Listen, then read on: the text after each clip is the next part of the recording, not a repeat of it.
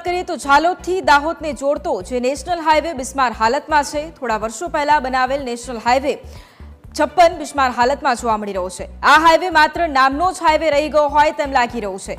આખા હાઈવે પર મસમોટા ખાડા પડી જવાથી હાઈવે પરથી પસાર થતા વાહન ચાલકોને ખૂબ જ હાલાકી પડી રહી છે। અવારનવાર વાહનોને પણ નુકસાન થતા હોય છે। મસમોટા ખાડા પડી જવાથી કેટલાક લોકો અકસ્માતનો પણ શિકાર બન્યા છે। ઇમરજન્સી સેવાઓ પણ અમુક વખત ખોરવાઈ છે।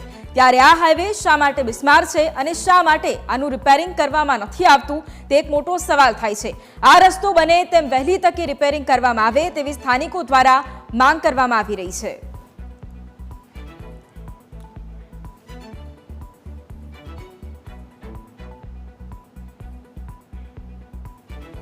तकलीफ पड़े चौमासा में डोबड़ा डोबड़ा भरा जाए पड़ी जवाय से गाड़ियों जरा जरा जरा जरा डोबड़ा नाखी हादार जन पास थी जाए गाड़ियों गाड़ियों घोड़ा बधा घना आत्महत्या थाई रह्या एक्सिडेंटो घना थाई रह्या। दाहोद सुधी आ रोड बनाव्यो छे, करोड़ोना खर्चे बनाव्यो छे, पण आ वारंवार एक्सिडेंट थाय छे, मोटा मोटा खाड़ा पड़ी गया छे, पाणी भी भराई जाय छे, एक्सिडेंटो थाय छे।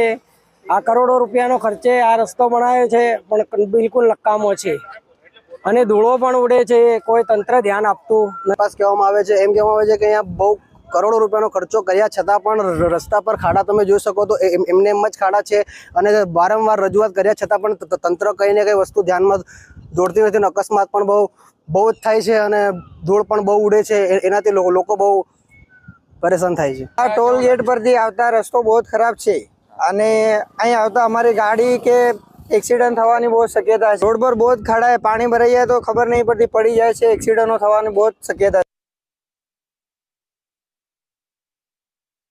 न्यूज कैपिटल टीम आज दाहोद जिल्लाना झालोद तालुके पहुंची थी। झालोद तालुकाना લીંબડી ગામ છે। આ નેશનલ હાઈવેની એકદમ બિસ્માર હાલતમાં જોવા મળ્યો હતો। હું કેમેરામેનને કહીશ કે આ દ્રશ્યો બતાવે તમને। દાહોદથી ઝાલોદને જોડતો આ નેશનલ હાઈવે અતિ બિસ્માર હાલતમાં છે। સ્થાનિકો દ્વારા વારંવાર રજૂઆત કરવામાં આવે છતાં આજ દિન સુધી કોઈ પણ સમારકામ કરવામાં આવ્યું નહીં હોવાથી સ્થાનિકમાં અનેક વાહન ચાલકોમાં ભારે રોષ જોવા મળ્યો હતો। કરોડો રૂપિયાના ખર્ચે બનાવેલા નેશનલ હાઈવેની હાલત ગંભીર બની છે। વાહન ચાલકોને વાહન ચલાવવામાં પણ તકલીફ ઊભી થઈ છે। આ માર્ગ કેટલાય અકસ્માત સર્જાય છે અને અનેક લોકોએ પોતાના જીવ ગુમાવ્યા છે, પરંતુ નેશનલ હાઈવે ઓથોરિટીનું પેટનું પાણી નહીં હલતું। અગાઉ પણ આ નેશનલ હાઈવે પર સર્વે નેશનલ હાઈવે ઓથોરિટી અને આરટીઓ અને પોલીસ તંત્ર દ્વારા કરાયું હતું, પરંતુ આજ દિન સુધી સમારકામનું નામે મીઠું જોવા મળ્યું છે। આવા ભંગાર રસ્તા પરથી જ લોકોને પસાર થવું પડે છે, ત્યારે રોડની આવી દુર્દશાના પાછળ કોણ જવાબદાર છે તે માટે લોકોનો પ્રશ્ન કરી રહ્યો છે। ત્યારે તંત્ર શા માટે કામ કરી રહ્યું છે તે સમજાતું નથી। રસ્તો તેને વહેલી તકે રિપેરિંગ કરવામાં આવે તેવી લોકોની માંગ ઉઠી રહી છે।